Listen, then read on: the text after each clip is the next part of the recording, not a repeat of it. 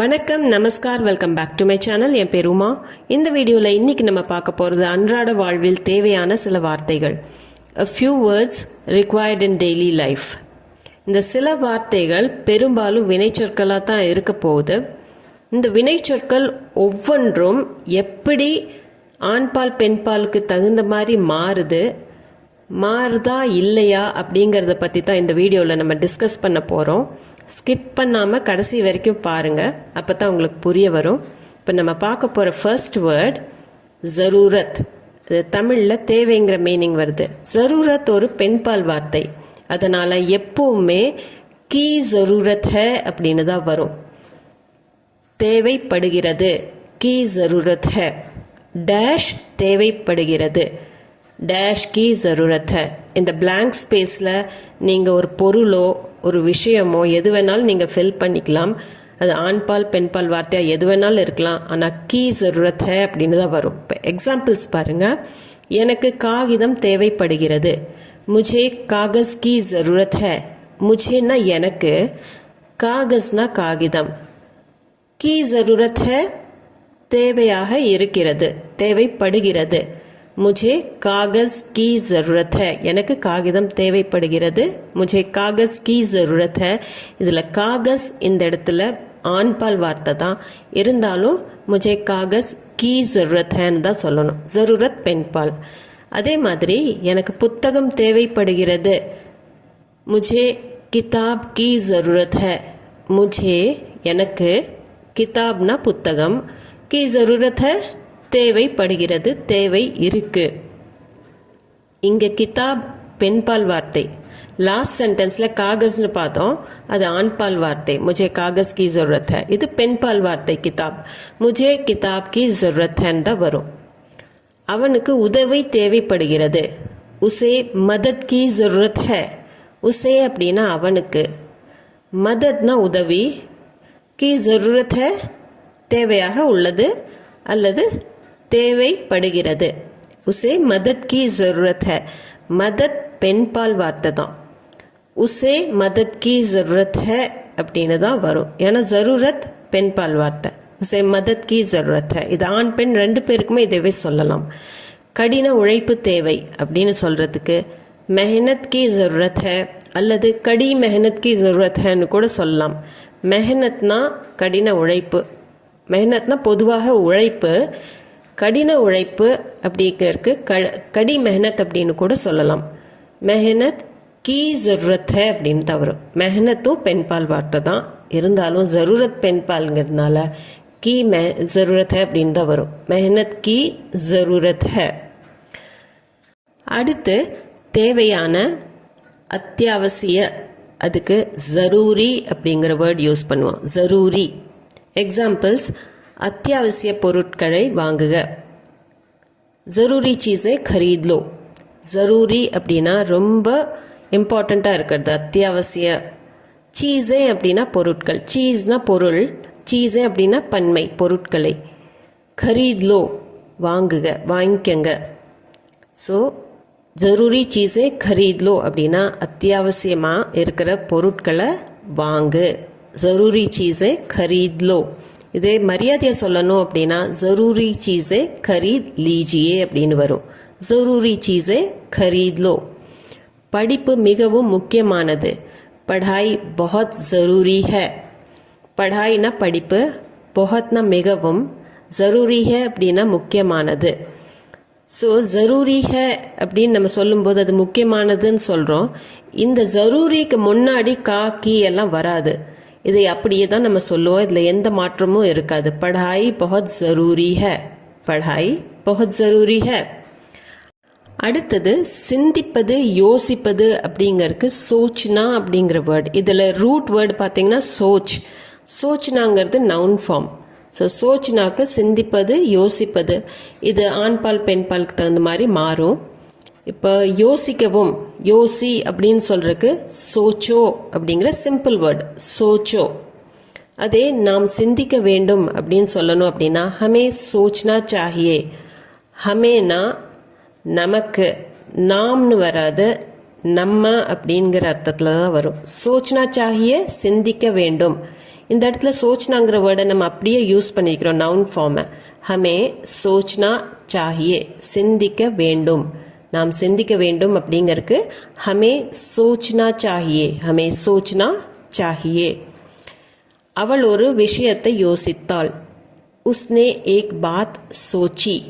உஸ்னேனா அவள், இது பாஸ்ட் டென்ஸில் இருக்கிறதுனால உஸ்னேன்னு வரும்.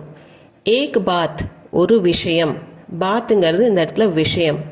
சோச்சி அப்படின்னா யோசித்தாள். இப்போ சோச்சி டைரெக்டாக கனெக்ஷன் பாத் கூட தான் இருக்குது. என்ன யோசிச்சான்னா பாத், ஒரு விஷயத்தை யோசிச்சா, அதனால பாத்துங்கிறது பெண் பால், அதனால சோச்சின்னு தான் வரும். உஸ்னே ஏக் பாத் சோச்சி, உஸ்னே ஏக் பாத் சோச்சி. அவன் நாளைக்கு வருவான் என நினைத்தேன். मैंने सोचा वो कल आएगा. मैंनेனா நான், சோச்சா அப்படின்னா நினைச்சேன், நினைத்தேன், அதாவது யோசித்தேன் அப்படிங்கிறதுக்கு பதிலாக நினைத்தேன். ஓ அவன், கல் ஆயேகா அப்படின்னா நாளைக்கு வருவான். நாளை ஆயேகா அப்படின்னா இது ஃப்யூச்சர் டென்ஸ், கா கே கீல முடியறதெல்லாம் ஃப்யூச்சர் டென்ஸ். கல் ஆயேகா நாளைக்கு வருவான். ஸோ நாளைக்கு வருவான்னு நினச்சேன். ஸோ இந்த இடத்துல நினைத்தேன் அப்படின்னு சொல்கிறதுக்கு மேனே சோச்சா, இது ஆண் ஆகட்டும் பெண் ஆகட்டும் இதே மாதிரி தான் வரும். மேனே சோச்சான்னு தான் வரும் எப்போவுமே. அவன் நினைத்தான், உஸ்னே சோச்சா. ஒருத்தர் நினைக்கிறாங்க அப்படின்னா அவங்க நினச்சாங்க அப்படின்னு சொல்கிறதுக்கு மேனே சோச்சா, உஸ்னே சோச்சா, ஹம்னே சோச்சா, இப்படி சோச்சா அப்படின்னு தான் வரும். மேனே சோச்சா वो कल आएगा, நாளைக்கு தான் வருவான்னு நினச்சேன். मैंने सोचा वो कल आएगा. புரிந்து கொள்வது அப்படிங்கிறதுக்கு சமஜ்னாங்கிற வேர்டு இருக்குது. சமஜ்னா அப்படின்னா புரிஞ்சுக்கிறது. புரிந்துகொள் அப்படின்னு சொல்கிறதுக்கு சம்ஜோ, சம்ஜோ. மரியாதையாக சொல்லணும்னா சமஜியே, இது சம்ஜோ. இதுவே புரிந்ததா அப்படின்னு நம்ம கேள்வி கேட்கணும் அப்படின்னா சம்ஜே, இது ஆண்கிட்ட கேட்கறது சம்ஜே. ஒரு பெண்கிட்ட கேட்கணும் அப்படின்னா சம்ஜி, சம்ஜி, சம்ஜே, சம்ஜி. அடுத்தது எனக்கு எல்லாம் புரிகிறது அப்படின்னு சொல்லணும் அப்படின்னா மே சப் சமஜ்தா ஹூம். மேன்னா நான், சப் எல்லாம், சமஜ்தா ஹூம் அப்படின்னா புரிஞ்சுக்கிறேன், எனக்கு எல்லாம் புரியுது. மே சப் சமஜ்தா ஹூம், இது ஆண் சொல்கிறது. இதே பெண்ணாக இருந்ததுன்னா மே சப் சமஜ்தி ஹூம், மே சப் சமஜ்தா ஹூம், மே சப் சமஜ்தி ஹூம். சரியாக புரிந்து கொள் அப்படின்னு சொல்கிறதுக்கு ठीक से समझो. ठीक से அப்படின்னா இந்த இடத்துல சரியாக, கரெக்டாக. समझो புரிந்து கொள். ठीक से समझो அப்படின்னா சரியாக புரிந்து கொள். ठीक से समझो. மரியாதையா ठीक से समझिए, ठीक से समझो. நன்கு யோசித்து அப்படிங்கிறதுக்கு ஒரு வேர்டு இருக்குது, சோச் சமஜ்கர். இப்போ நம்ம சோச்னா பார்த்தோம், சமஜ்னா பார்த்தோம். சோச்னா அப்படின்னா யோசிக்கிறது, சமஜ்னா அப்படின்னா புரிஞ்சுக்கிறது. இப்போ சோச் சமஜ்கர் அப்படின்னு சேர்ந்து வரும்போது நன்கு யோசித்து அப்படின்னு தான் வரும். யோசிச்சு புரிஞ்சு அப்படின்னு நம்ம சொல்கிறது இல்லை, நன்கு யோசித்து அப்படின்னு தான் வரும். இப்போ நன்கு யோசித்து பேசு அப்படின்னு சொல்கிறதுக்கு சோச் சமஜ்கர் பாத் கரோ. முதல்ல யோசி, அப்புறம் நல்லா புரிஞ்சுட்டு அப்புறம் பேசு அப்படிங்கிற அர்த்தம் தான் லிட்ரலாக வரும் ஹிந்திலேருந்து டிரான்ஸ்லேட் பண்ணும்போது. ஆனால் இந்த இடத்துல நம்ம தமிழில் சொல்லும்போது நன்கு யோசித்து பேசு அப்படின்னு தான் சொல்லுவோம். சோச் சமஜ்கர் பாத் கரோ. நன்கு யோசிக்கிறதுக்கு சோச் சமஜ்கர், நல்லா யோசி புரிஞ்சு பேசு அப்படின்னு சொல்கிறதுக்கு சோச் சமஜ்கர் பாத் கரோ. நன்கு யோசித்து பேசு, சோச் சமஜ்கர் பாத் கரோ. நன்கு யோசித்து முடிவெடு, सोच समझकर फैसला लेना. सोच समझकर அப்படின்னு ரெண்டு சேர்த்து சொல்லும்போது நல்லா யோசிச்சு முடிவெடு அப்படிங்கிற அர்த்தத்தில் தான். ஃபேஸ்லானா முடிவு, ஃபேஸ்லா லேனா அப்படின்னா முடிவு எடுக்கிறது. ஸோ ஃபேஸ்லா லோன்னு சொல்லலாம், ஃபேஸ்லா லேனான்னு சொல்லலாம். சோச் சமஜ்கர் ஃபேஸ்லா லேனா, நன்கு யோசித்து முடிவெடு, சோச் சமஜ்கர் ஃபேஸ்லா லேனா. அடுத்தது மேம்படுத்துவது, அதாவது கொஞ்சம் இம்ப்ரூவ் பண்ணுறதுக்கு சுதாரணா அப்படிங்கிற அர்த்தம் வரும். சுதாரணா. சுதார்னா அப்படிங்கிற வேர்டில் சுதாருங்கிறது தான் ரூட் வேர்டு. ஸோ இது நவுன் ஃபார்ம் சுதார்னா. இதை எப்படி யூஸ் பண்ணுவோன்னா, உன் பழக்கங்களை மேம்படுத்து அப்படின்னு சொல்கிறதுக்கு அப்னி ஆதத்தே சுதார்லோ. அப்னி அப்படின்னா தன்னுடைய, தனது. ஆதத்னா பழக்கம், ஆதத்தே அப்படிங்கும்போது பழக்கங்கள் பன்மையாக மாறிடும். சுதார்லோ இம்ப்ரூவ் பண்ணிக்கோ, மேம்படுத்து அப்படின்னு சொல்கிறதுக்கு தான் அப்னி ஆதத்தே சுதார்லோ. அப்னி ஆதத்தே சுதார்லோ. நீ திருந்திக்கொள் அப்படின்னு சொல்கிறதுக்கு சுதர் ஜாவோ.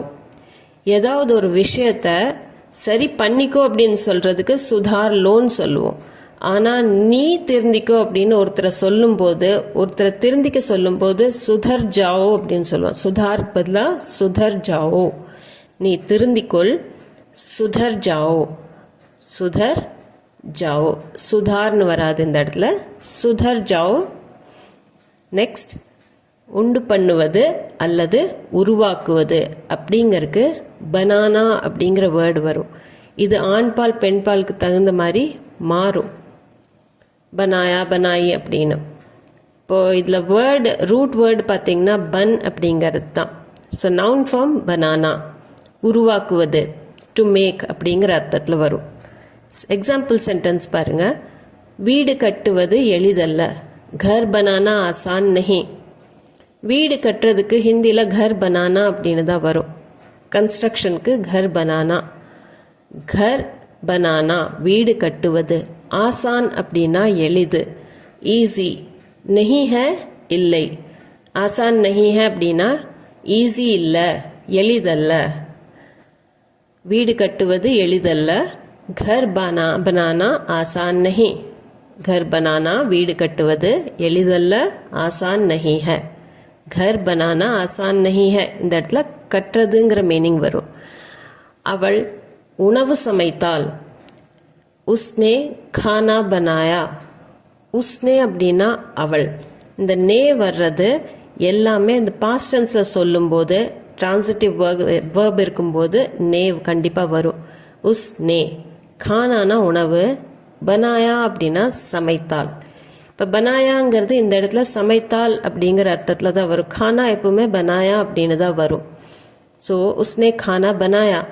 பனாயான்னு ஏன் முடியுது அப்படின்னா, கானாங்கிறது ஆண்பால் வார்த்தை, அதனால் உஸ்னே கானா பனாயா. அவள் உணவு சமைத்தாள்.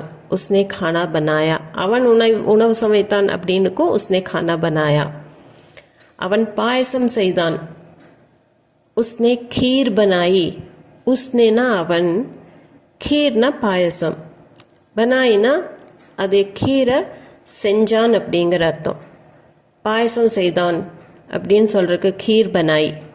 உஸ்னே खीर बनाई. நம்ம खाना बनायाன்னு சொன்னோம், ஆனால் खीर बनाईன்னு சொல்கிறோம். खाना ஆண்பால் வார்த்தை, அதனால बनायाன்னு சொன்னோம். खीरங்கிறது பெண்பால் வார்த்தை, அதனால் खीर बनाई அப்படின்னு தான் வரும். உஸ்னே खीर बनाई.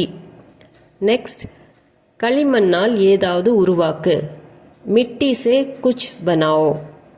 மிட்டின்னா மண்ணுன்னு அர்த்தம் பொதுவாகவே.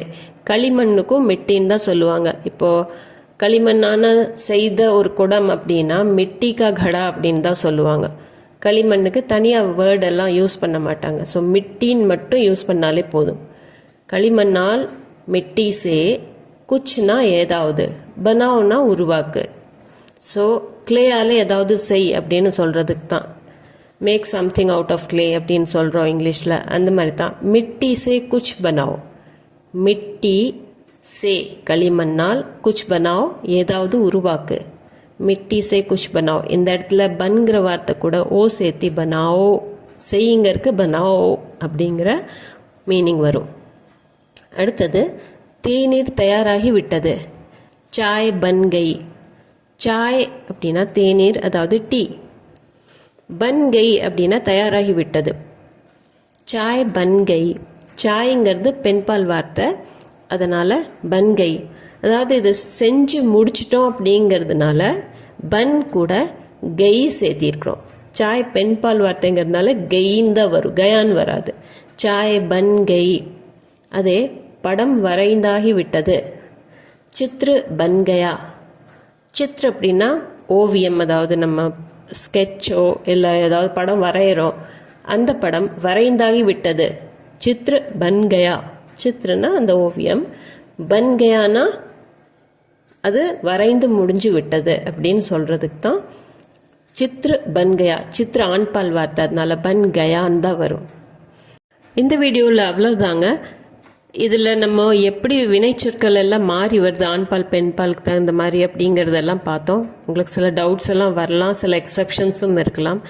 இந்த வீடியோ சம்மந்தமாக ஏதாவது டவுட்ஸ், கொஷின்ஸ், உங்கள் ஃபீட்பேக் எதுவாக இருந்தாலும் கமெண்ட் செக்ஷனில் கண்டிப்பாக கமெண்ட் பண்ணி சொல்லுங்கள்.